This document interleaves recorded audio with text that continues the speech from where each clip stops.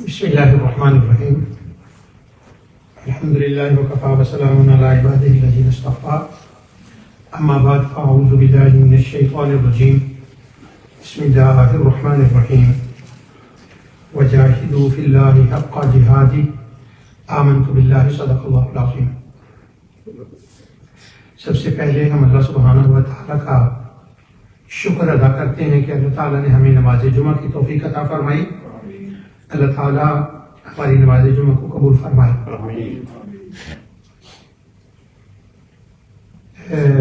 گزشتہ جمعے میں نے ایک قرآن کریم کی آیت کا ترجمہ کرنا شروع کیا تھا اور اس کا ایک حصہ میں نے عرض کیا تھا، اور آج اسی آیت کا دوسرا حصہ جو ہے اس کو میں کنٹینیو کرتا ہوں اللہ تعالیٰ کی توفیق، اس کی رحمت سے اور آقا دو جہاں صلی اللہ علیہ وسلم کے وسیلے سے۔ میں اس کو برنگ اپ کر لوں، جو پچھلی بار بات میں نے عرض کی تھی وہ یہ ہے، اللہ تعالیٰ فرماتا ہے وَجَاهِدُوا فِي اللَّهِ حَقَّ جِهَادِ۔ جہاد کے بارے میں نے آیت کا یہ ترجمہ آپ کو سنایا کہ اللہ سبحانہ و تعالیٰ نے جہاد کا قرآن کے اندر خاص کر مکی صورتوں میں جہاد کا معنی کیا بیان فرمایا تھا کہ جو سوالات کفار و مشرکین اللہ تعالیٰ کی ذات کے بارے میں، نبی کریم صلی اللہ علیہ وسلم کی نبوت پر، قرآن پر جو وہ سوالات کرتے اور وہ بے معنی سوالات ہوتے، اللہ تعالیٰ ان کے جوابات کو نازل فرماتا اور مسلمانوں کو حکم ہوتا کہ یہ جوابات جو اللہ نے ان کے سوالوں کے جواب دیے ہیں ان کو تم لوگوں کو ایکسپلین کرو، اور تمہارا یہ ایکسپلین کرنا، بیان کرنا، علمی دلائل کے ساتھ اس کی وضاحت پیش کرنا، اللہ نے اس کو نام دیا ہے وَجَاهِدْهُمْ بِهِ جِهَادًا كَبِيرًا۔ اللہ فرماتا ہے میرے نزدیک کائنات میں سب سے بڑا جہاد یہ ہے جو میں تمہیں بتا رہا ہوں۔ اب وہ جہاد کبیرہ اسے کہا گیا کہ یہ جہاد کبیر ہے، اور اسی کو اللہ تعالیٰ نے فرمایا کہ تم ایسے جہاد وجاہدوا فی اللہ حق کا جہاد ہے۔ اس کا مطلب ہے کہ اللہ کے لیے ایسا جہاد کرو جیسا جہاد کرنے کا حق ہے۔ اس کا معنی یہ ہے کہ اللہ کی شان ایسے بیان کرو جیسے اللہ کی شان بیان کرنے کا حق ہے۔ اللہ فرماتا ہے میں نے اس کوشش اور ہمت کرنے والوں کو مجاہد کہا ہے اور اس فعل کو میں نے جہاد کہا ہے۔ اب یہ جو جہاد اصلی، جو جہاد کی فاؤنڈیشن ہے کہ کوشش کر کے اللہ کی شان کو بیان کرنا، اس وقت بدقسمتی سے یہ بات ہی ڈس اپیئرڈ ہو گئی ہے، یہ ہماری سلیٹ سے اس کو ڈیلیٹ کر دیا گیا ہے، اور اس کی جگہ کچھ کا کچھ اور نئے ماڈل جو ہیں وہ آ گئے ہیں۔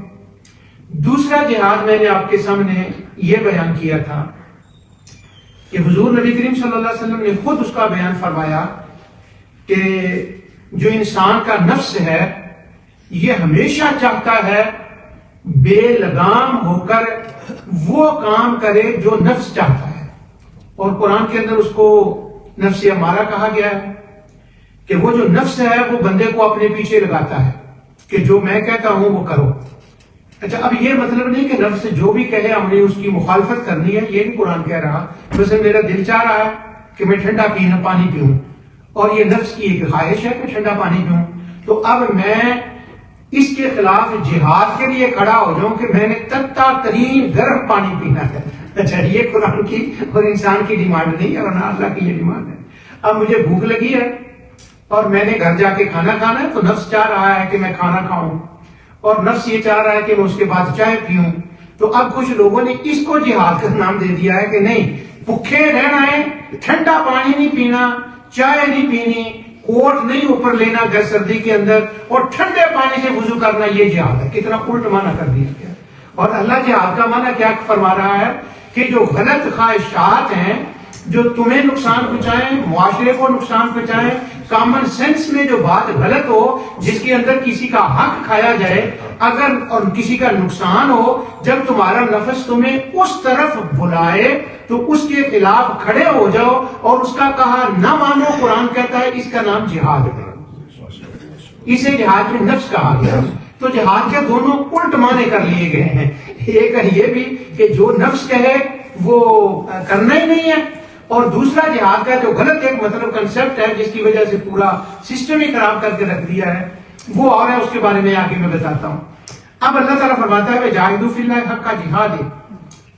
جہاد کا مطلب ہوتا ہے, میں نے پچھلی بار بتایا تھا, کوشش کرنا, ایکسٹرا کوشش کرنا. جو مذہبی لوگ ہوتے ہیں, علماء ہوتے ہیں, ان کے مختلف نام ہوتے ہیں. مثلا کوئی تھوڑا علم والا مجھ جیسا بندہ ہو تو اس کا ایک عام نام ہو جائے گا امام صاحب, بس اتنا بہت ہے. اور اگر جس ایریے میں کام کر رہا ہوں اپنے امام والے ایریے میں, اگر میں پوری کوشش اس کے اندر کروں تو اللہ کی نظر میں مجاہد ہوں, کیونکہ میں اپنی ڈیوٹی ڈن کر رہا ہوں. ایک عالم کا اور مرتبہ ہوتا ہے, اس کو مفتی کہتے ہیں, اور مفتی سے آگے کے یعنی جو مفتیوں کا بھی دادا کہنے بن جاتا ہے سب سے زیادہ, اس کے لیے ایک اور لفظ ہوتا ہے علماء کی زبان میں, اس کو کہتے ہیں مجتہد. اچھا, اب اگر آپ ان تینوں لفظوں کا میں نے آپ کو بتایا, امام اور مفتی اور مجتہد, تین درجے ہو گئے, لیکن تینوں کا معنی ایک ہے. معنی یہ ہے اپنے حلقے اپنے کام کے اندر زور اور ہمت لگا کے کوئی کام کرنا. اگر امام مسجد اور خطیب اپنی ہمت کے مطابق اپنی ڈیوٹی کرتا ہے تو وہ جہاد کرتا ہے. مفتی کا ذرا تھوڑا سا ایکسٹرا مطلب ہے, اس کا مطلب ہے کہ کسی نے مسئلہ پوچھا, اس نے 8-10 فتاووں کی کتابیں دیکھی, ٹائم نکالا, کچھ کوشش کی, تو وہ اس کا جہاد ہے.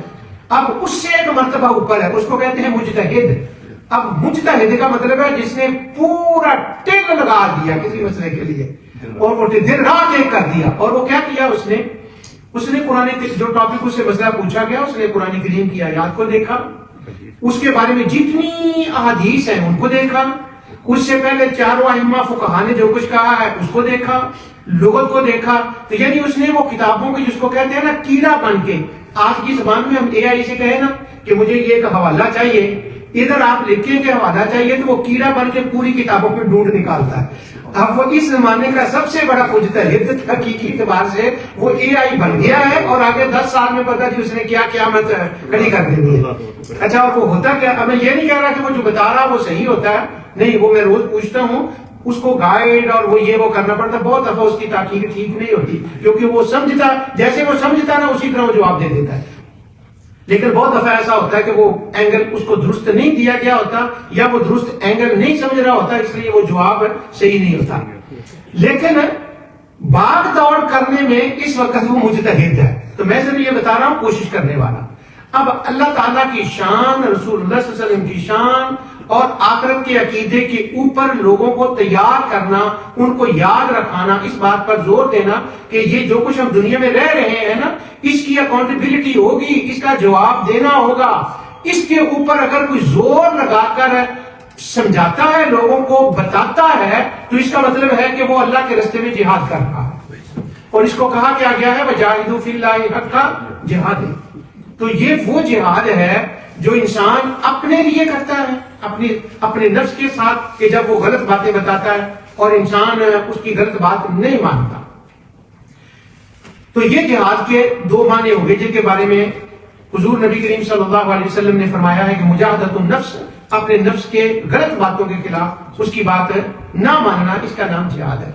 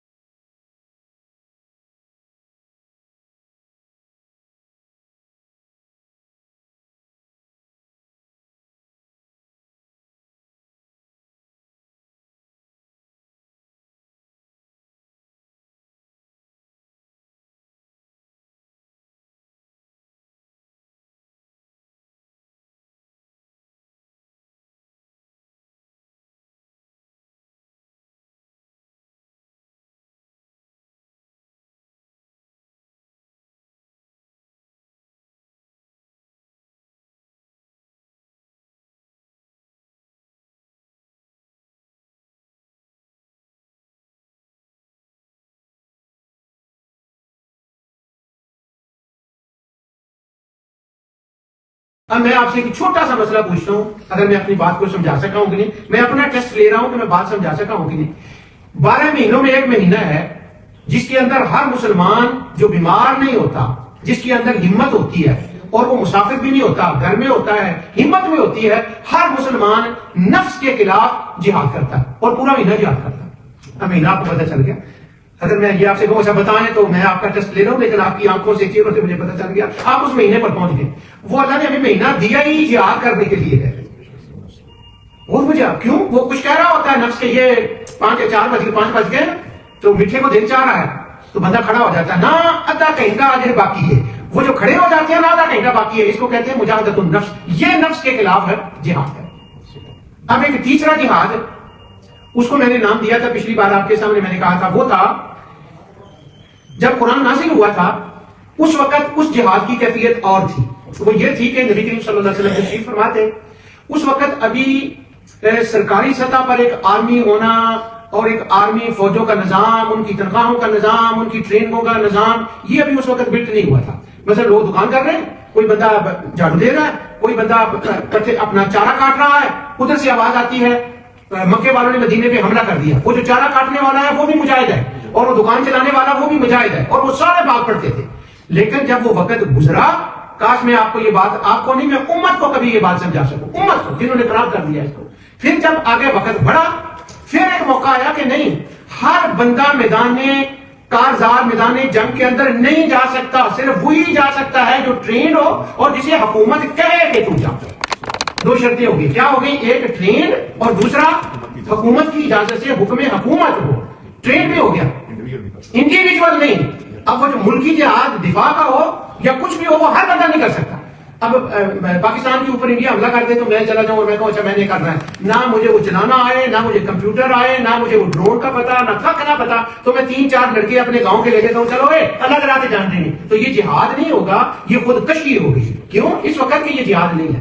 ایک تو حکومت نے نہیں کہا، ہاں حکومت وقت وہ اچھی ہے ماڑی ہے، میں اس وقت وہ نہیں بات کر رہا، تو وہ ایک ہو گیا۔ اب جو میں نے بات بتائی، ایک ہو گیا حکومتی ٹرین جہاد، اور ایک ہو گیا معاشرے کے اندر اصلاح کرنے کا جہاد، اور ایک ہو گیا نفس کے ساتھ اپنے نفس کو کنٹرول میں کرنا، یہ جہاد ہو گیا۔ اب اللہ قرآن میں کیا فرماتا ہے نا، ہر مسلمان کو، ہر بندے کو، ہر بندے کو جب یہ اللہ کہتا ہے نا وجاہدوا فی اللہ حق کا جہاد ہے، اللہ کے راستے میں جہاد کرو، جیسا جہاد کرنے کا حق ہے، تو وہاں سرکاری جہاد نہیں ہوتا، وہاں وہ پرائیویٹ انڈیویجولی معاشرے کا اور نفس کے ساتھ جو جہاد ہے، اللہ اس کا حکم دے رہا ہے۔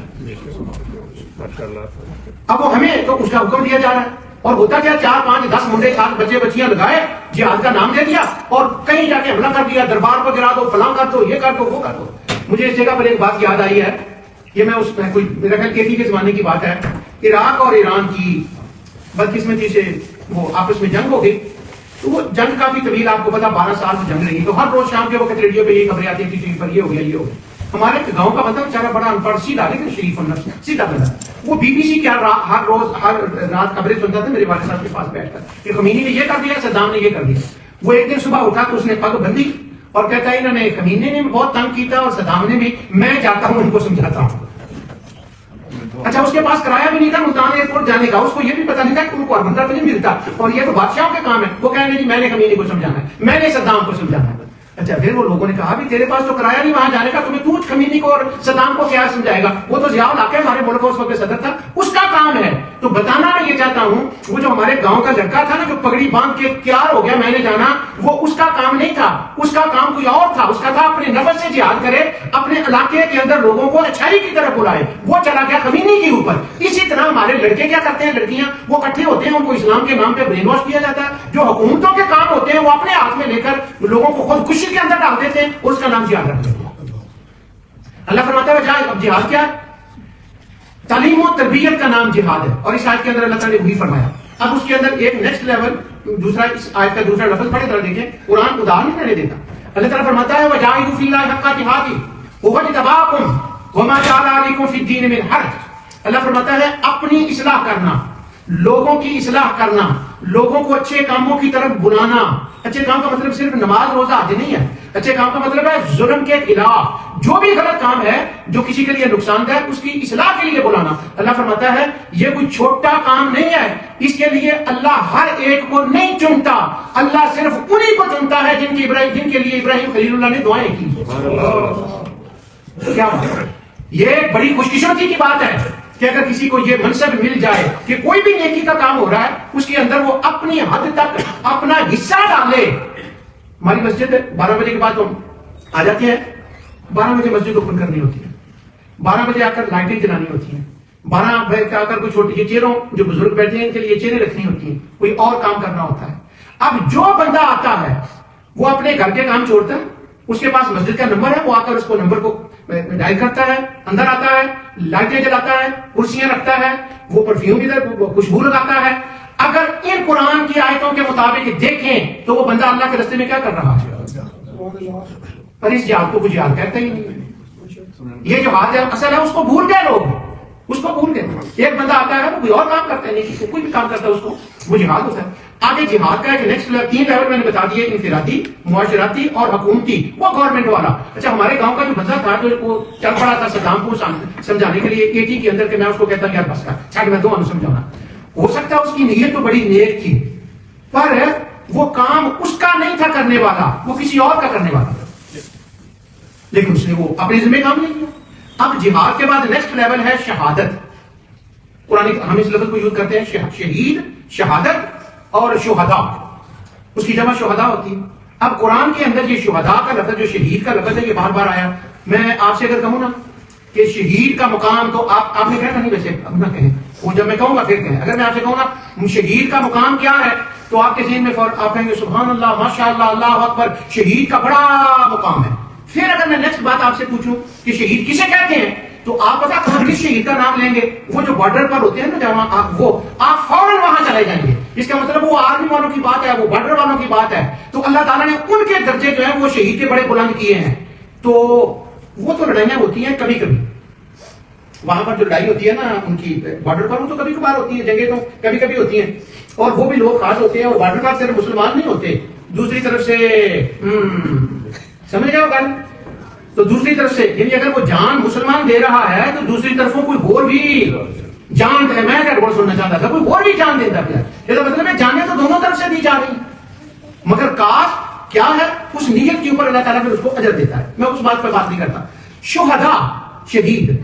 اب ایک ہو گیا سرکاری شہید, یہ میں اپنی طرف دے رہا ہوں. سرکاری شہید کا کیا مطلب ہے, جن کو حکومت نے ٹرینڈ کیا, ان کو اجازت دی کہ آپ نے ملک کا دفاع کرنا ہے, وہاں پر کوئی بندہ شہید ہو جائے تو اس کو کہا جاتا ہے شہید. تو اس کو ایسٹرن مسجد میں بیٹھ کر میں کیا ٹرم دے رہا ہوں, اس شہید کو میں کیا نام دے رہا ہوں, سرکاری شہید. خلیفہ وقت یا امیر وقت یا جو بھی ہو, اس کے حکم سے جب وہ کام کرتا ہے تو وہ ہوتا ہے شہید. اچھا اب وہ شہید ہے. میں آپ کو حیران کن بات سناؤں, یہ بات اے آئی کے باپ سے بھی پوچھ لیں اس بات کو, عجیب بات ہے, انفارمیشن اسی ہے. اے آئی کے باپ سے بھی پوچھیں, قرآن کے اندر جسے شہید اور شہداء کہا گیا ہے وہ بارڈر والے شہیدوں کا قرآن نے ذکر ہی نہیں کیا. ان کے لیے ایک اور لفظ اللہ نے یوز کیا ہے, وہ ہے مقتول فی سبیل اللہ, جو قتل ہوتا ہے اللہ کے راستے میں. ولا تقولوا لمن یقتل فی سبیل اللہ, ان کے لیے مقتول ہے, who give the life, proper لفظ ہے, who give the life, who been killed, یہ لفظ ہے اس کے لیے. شہید نہیں کہا اللہ نے اسے, شہداء بھی اللہ نے اسے نہیں کہا. ہاں حدیث کے اندر وہ ٹرم یوز ہوئی ہے. اب میں نے 3 باتیں بتائی تھی آپ کو. ایک تھی شیخ شعیب ہے ماشاءاللہ, اچھا ایک تھی نفس کے ساتھ, دوسری تھی معاشرے کی اصلاح کے ساتھ. اب ان تینوں ٹرمز کو شہید کے اوپر لے آئے.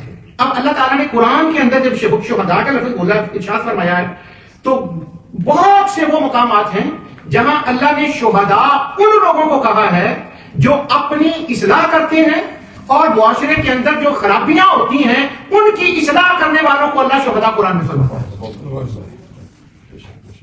اب اللہ تعالیٰ نے ان کی بڑی تعریفیں کی ہیں کہ یہ ہیں شہداء اللہ. کیوں؟ وہ بارڈر والے, وہ تو میں نے پہلے آپ کو بتا دیا, وہ تو الگ بات ہے. ہم سارے شہداء ہیں. کون سے ہم سارے شہداء ہیں؟ اگر اپنی ہمت کے مطابق تھوڑا سا کچھ کام کریں غلط کو ختم کرنے کے لیے. اب غلطیاں ہوتی ہیں معاشروں میں, انسانوں میں, گھروں میں غلط کام ہوتے ہیں. ہم پتہ اس کا کیا ہم نے کیا رکھا ہوا ہے, اس کا طریقہ کار.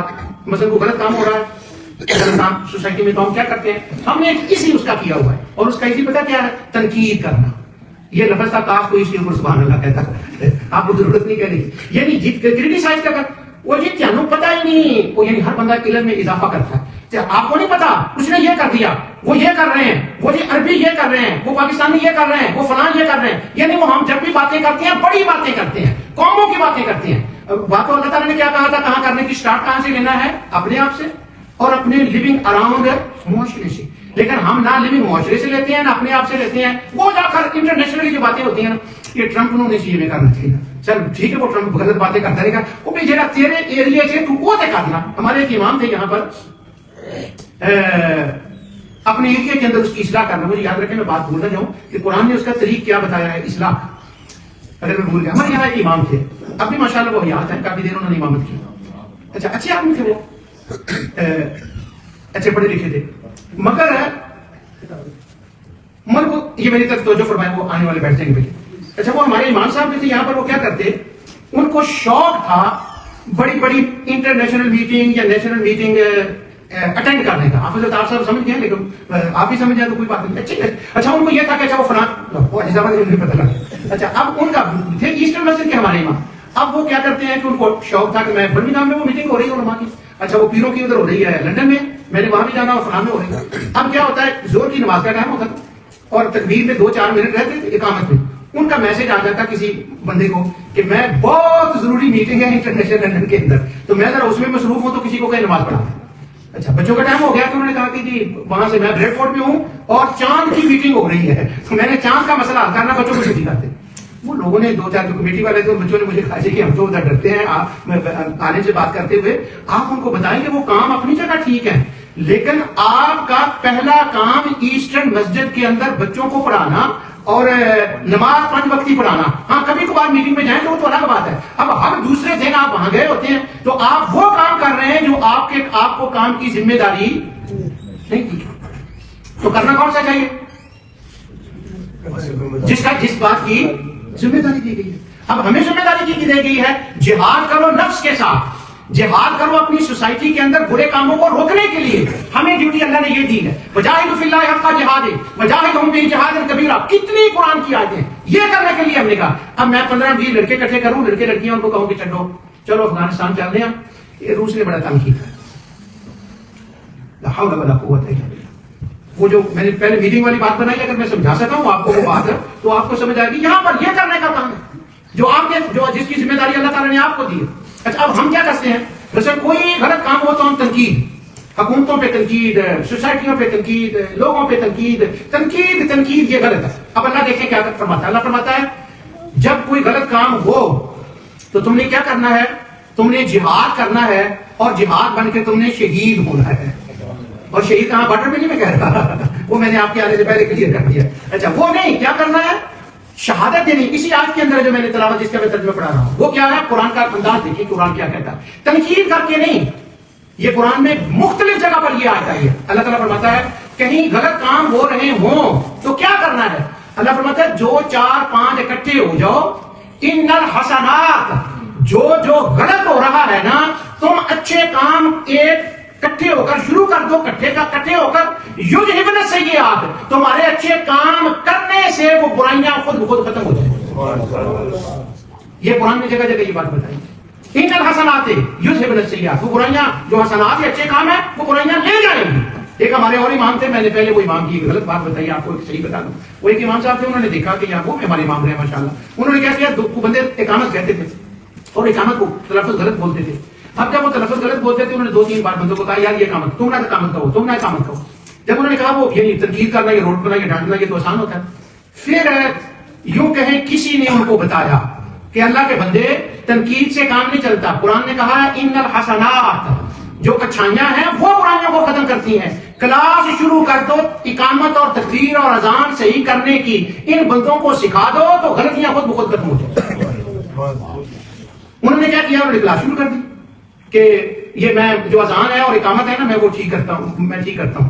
وہ میرا خیال کو مہینے کے بعد جتنے بندے تھے ان کی اذان بھی ٹھیک ہو گئی اور ان کی اقامت بھی ٹھیک ہو گئی. تو قرآن کیا کہتا ہے ان الحسنات یذہبن السیئات. مگر ایک بات بہت امپورٹنٹ ہے, سورہ حامیم سجدہ میں وہ آئی ہے, اللہ تعالیٰ فرماتا ہے اسی بات میں، یہ بھی آیت وہاں ہے، لیکن وہاں بات بڑی عجیب آئی اور وہ میرے لیے اور سب کے لیے بہت عجیب بات ہے۔ اللہ تعالیٰ فرماتا ہے اگر تم اچھے کام کرنا شروع کرو تو یہ ایکسپیکٹ نہ کرو کہ ادھر تم نے اچھے کام کیے اور ادھر ساری برائیاں ختم ہو جائیں گی۔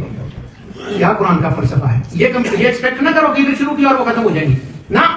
وَمَا يُلَقَّاهَا إِلَّا الَّذِينَ صَبَرُوا، پہلی بات تو یہ ہے کہ اس کے اوپر استقامت دکھانی پڑتی ہے، کرتے جاؤ کرتے جاؤ کرتے جاؤ، نتیجہ اس کا کچھ دیر کے بعد جا کے نکلے گا کہ وہ برائی ختم ہو جائے گی۔